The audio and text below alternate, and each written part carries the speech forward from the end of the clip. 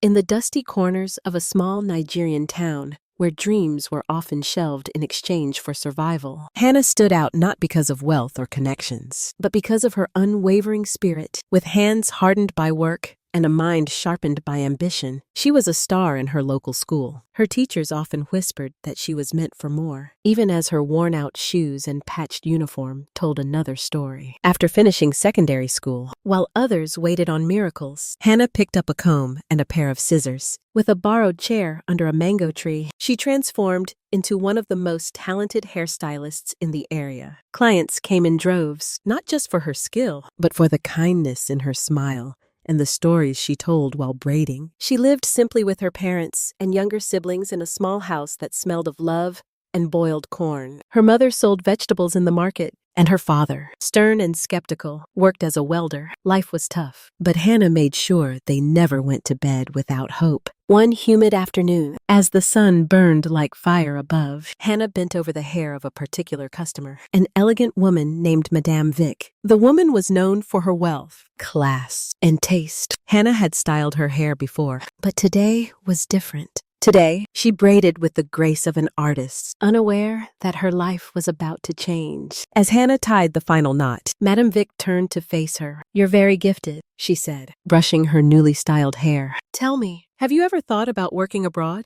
Hannah blinked, confused. "Abroad? Ma, I want to sponsor you," Madame Vic said with a soft smile. "Get you a job in a top salon in the U.S. You'll earn real money, far more than you ever will here." For a moment, time stood still. Hannah's heart thudded. Her mouth dried up. "Ma, are you serious? I don't joke about opportunity." Madame Vic replied. Tears welled in Hannah's eyes. "Thank you. Ma, God bless you. I'd love that. I really would." That evening, Hannah ran home, barely able to contain her excitement. Her mother wept with joy, praising God repeatedly, but her father leaned back, arms crossed. "Are you sure she's not a scammer? Or worse, a ritualist?" "No, Daddy! I've known her for years. She's honest. She's helped me get many customers." "Still," he grunted, unconvinced. But something had already ignited in Hannah's soul. She had seen the path ahead. It was paved with fear, maybe, but also with golden light, and she was ready to walk it, even if it meant leaving everything she knew behind. The days after Madame Vic's promise moved like a whirlwind. Paperwork, photos, signatures. Hannah didn't even have a passport,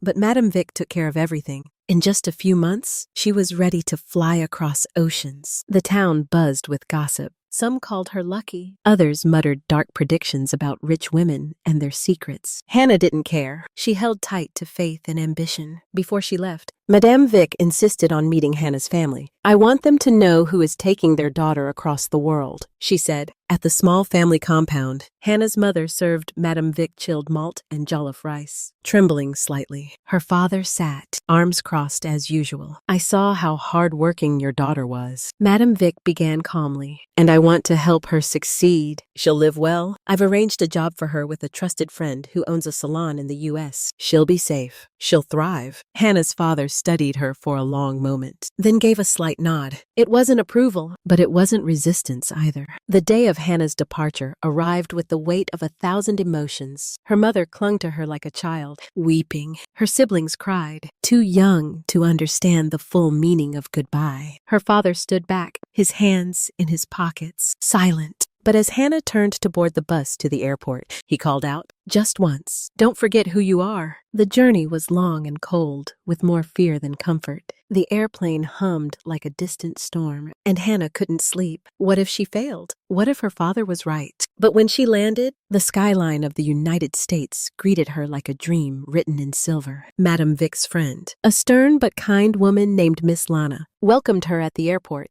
"You'll be working in my salon starting tomorrow," Miss Lana said. "We take our work seriously here. Can you handle that?" "Yes." "Ma," Hannah said, her voice steady, though her heart raced. The salon was a world of lights, mirrors, and clients with impossible hair goals. Hannah worked like her life depended on it. Because it did. She learned fast, smiled often, and stayed humble. Miss Lana was impressed. Every month, Hannah sent money home. She made sure her brothers stayed in school. She paid for her mother's market stall to be rebuilt after a fire. Her father said little on the phone, but he always answered. Even when Hannah didn't have enough left for herself, she gave. Her room was small, her meals simple, but her heart was full. And as the months turned into years, Hannah began to dream not just of survival, but of ownership. She didn't just want to work in a salon, she wanted to build one. Years passed, but Hannah didn't forget where she came from. Every braid she wove in that American salon was a thread connecting her to home. She sent money without fail. School fees, medical bills, food, rent. Even when she had to skip meals or walk to work in the freezing cold, she never let her family lack. Her mother always prayed over the phone. Her father, still distant, would only say, "Okay, I got it," before hanging up. But Hannah didn't care. Love to her was sacrifice, and she was giving all she had. Then came the big leap. After saving for years, Hannah finally opened her own salon. A small, cozy space tucked into a quiet corner of Atlanta. It wasn't flashy, but it was hers. The first time she turned the key to open the door, she cried. She had done it alone. No man, no shortcuts, just hard work and God. Her business flourished. Her reputation grew. Clients came from all over asking for the Nigerian girl with magic hands. And then came John. They met online. He was charming, sweet, and made her laugh like she hadn't in years. He was based in Nigeria, a self-proclaimed businessman. He spoke of love and building a future together. Hannah, who had given so much to others, finally wanted something for herself. Love, companionship, home. She began sending him money. At first, small amounts, then bigger ones. He told her he was buying land for them, then a house. "So when you come home," he said, "we'll have our place, our future." Hannah believed him. She even sent more to furnish it. And when he asked for extra to register a business, she didn't blink. After all, hadn't she helped everyone else? Why not the man who promised her forever? But not everyone in Hannah's life faded. One day, she received a message on Facebook. Agnes, an old friend from back home. "Hannah, I'm sorry to disturb you." The message read, "I need help. It's my final year at university, and I don't have enough to pay my fees. I don't know who else to ask." Hannah smiled. "Send your account number." She sent more than Agnes needed. She even told her to keep the change. "You've always been kind," Agnes replied. "I'll never forget this." Little did Hannah know that simple act would be remembered more deeply than anything else she had done. Back in Nigeria, her family continued receiving her monthly support, their lives getting more comfortable. Her father now ran a small but thriving business, funded by Hannah's constant remittances. But in all of this, Hannah had no idea what awaited her when she finally decided it was time. Time to come home. Time to meet the man who claimed her heart. Time to test the love she thought she could trust. And so she booked her ticket without telling anyone. Especially not John. 10 years? That's how long it had been since Hannah stepped foot on Nigerian soil. The wheels of the plane touched down with a gentle jolt, but in Hannah's chest, her heart pounded like a drum. She hadn't told a soul. No family, no friends, and certainly not John. This trip wasn't just for reunion, it was for truth. She needed to see with her own eyes who had been real and who had just been riding her wave of success. First stop, John. She took a cab straight from the airport to the address he had given her months ago. The house he claimed was theirs. A sleek white gate stood before her. Her heart fluttered with hope and fear. She wanted to believe he'd come running out, arms wide, joyful tears in his eyes. She knocked once, no answer. She pushed open the gate and stepped in. John emerged from the front door, shirtless, wide-eyed. "Hannah, what are you doing here?" "I wanted to surprise you," she said quietly, trying to read his expression. "Aren't you happy to see me?" "Of course. I wasn't expecting." "Wait here. Let me get a hotel for you so you can rest." Hannah's heart skipped. Hotel? Why would I stay in a hotel? "John, isn't this our house?" Before John could speak, the front door creaked open again. A young woman stepped out, pregnant, barefoot, her hand resting gently on her belly. "Who is she?" "John," she asked, her eyes narrowing at Hannah. Hannah's world cracked. She turned to John. "Who is she?" "John." John was frozen, sweat glistening on his forehead.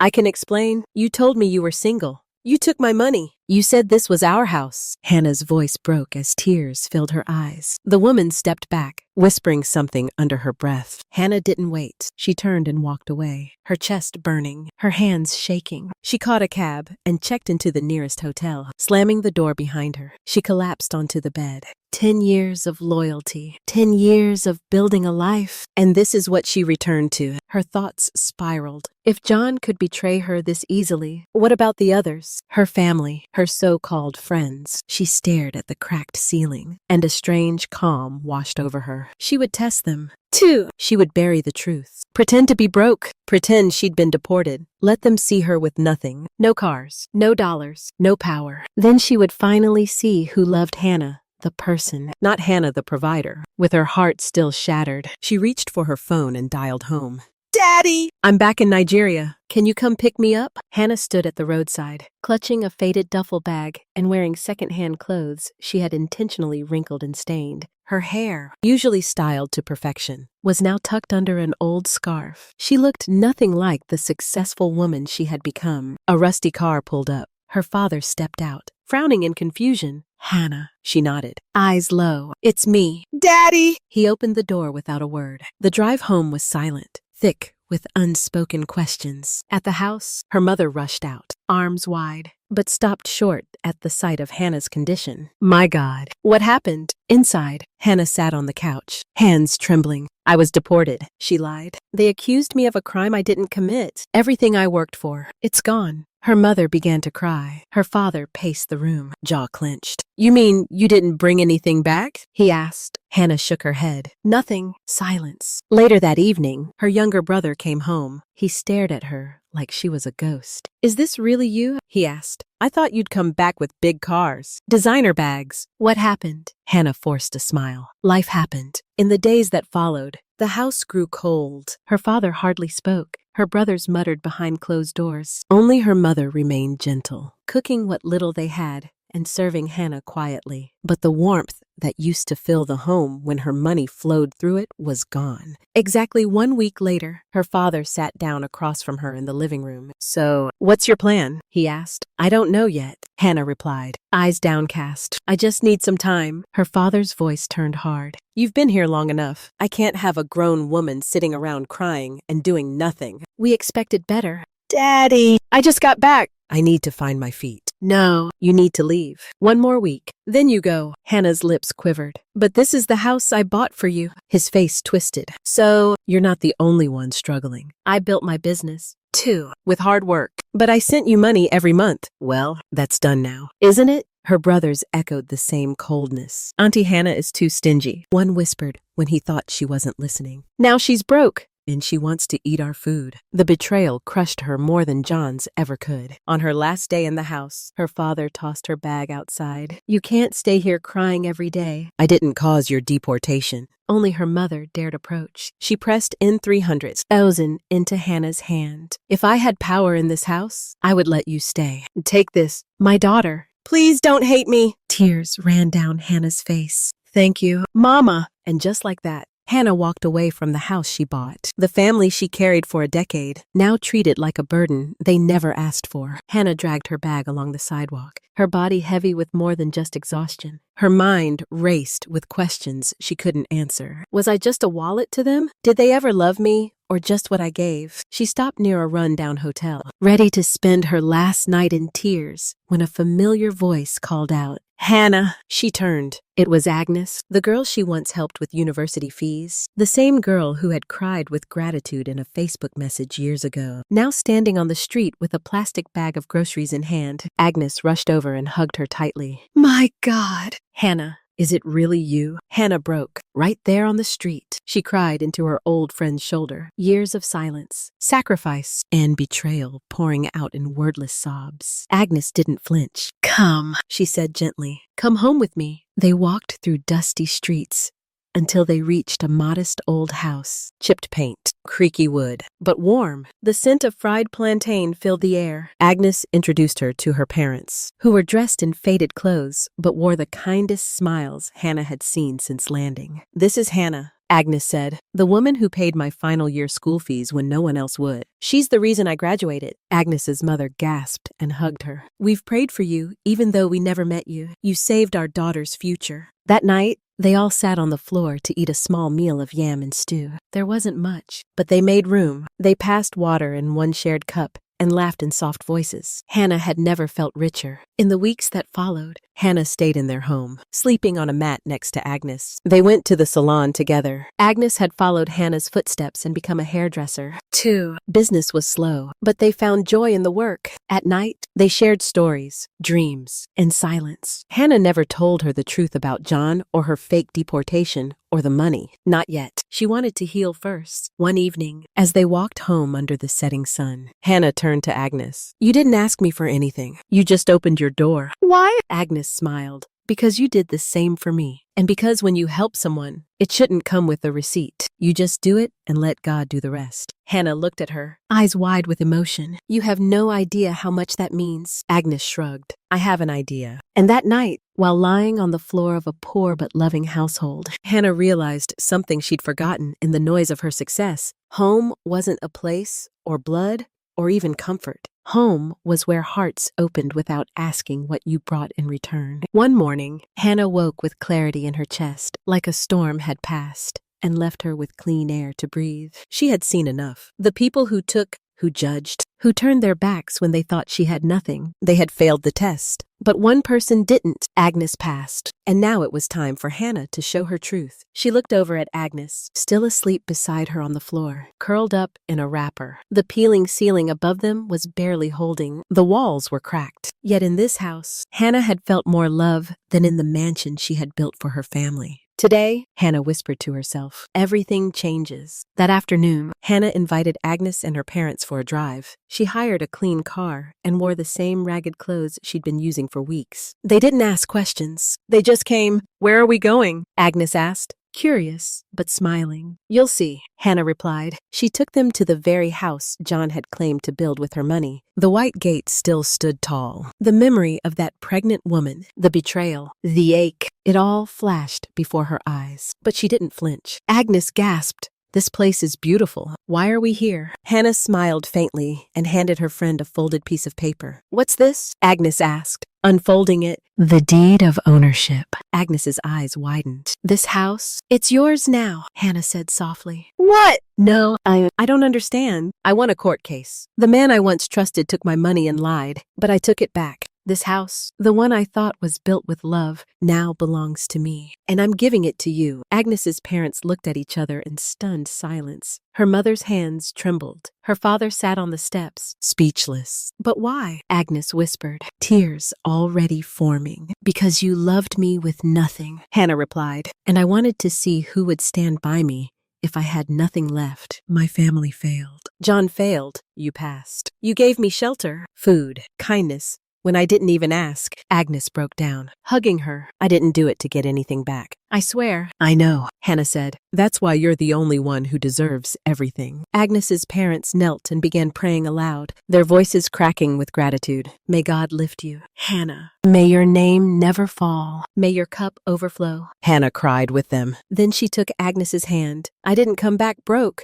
I came back to build a bigger life, and I want you to be part of it. Come with me to the U.S. We'll build together for real. Agnes stared, stunned. You mean it? I've never meant anything more. And as the sun dipped behind the white walls of a house that once represented betrayal, it now stood for redemption, friendship, and a future that no one could ever take from them again. Weeks passed, and Hannah quietly moved with purpose. She had money, she had legal power, she had clarity. But what she didn't have, what she still needed, was closure. So one morning, she got into a car and drove to the house she had bought for her parents, the same house her father had thrown her out of. This time, she wore her finest, no disguises, no tricks. She had nothing left to hide. Her father's once booming business had collapsed. He had taken a large loan, and sent it to a fake company promising double returns. The scammers disappeared, and now so had his pride. The bank had come knocking. They wanted the house. Inside, Hannah's mother was crying. The stress had aged her. Her brothers sat silently, bitter and broken.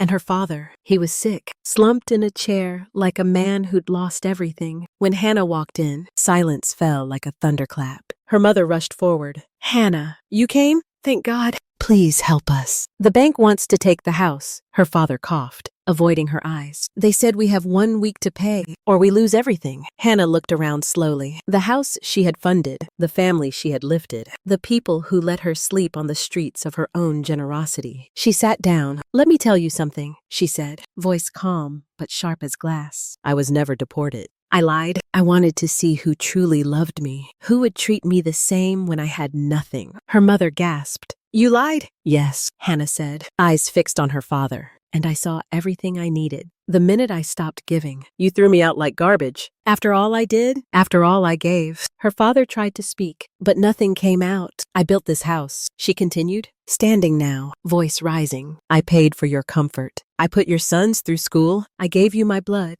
And the one time I asked for shelter, you gave me the street." Tears streamed down her mother's face. "We were scared. We didn't know how to help you." "No," Hannah replied. "You didn't want to help me. You wanted what I could give. That's not love. That's convenience." Silence. Then Hannah reached into her bag and dropped an envelope on the table. "Here, enough to pay off the bank loan and an extra amount for you." "Mama!" "But after this, don't call me unless you remember who I am, not what I give." Her mother fell to her knees, clutching Hannah's leg. "I'm sorry. We failed you." Her brothers stared. Ashamed. Her father finally looked up, eyes red. "You were always the strongest. We were just too blind to see it." Hannah turned to leave. "I have people who treat me like family, even without blood. And now I'm going to build with them." She walked out, head high, and this time, no one dared stop her. The airport buzzed with people hustling, moving, boarding, arriving. But Hannah stood still, calm, in the middle of the chaos, with a single suitcase and Agnes by her side. Agnes clutched her passport like it was made of gold. Her eyes were wide, her hands slightly trembling. "I still can't believe this is happening." Hannah smiled. "Believe it? You earned it." A few weeks earlier, Hannah had quietly secured Agnes's travel documents and sponsorship.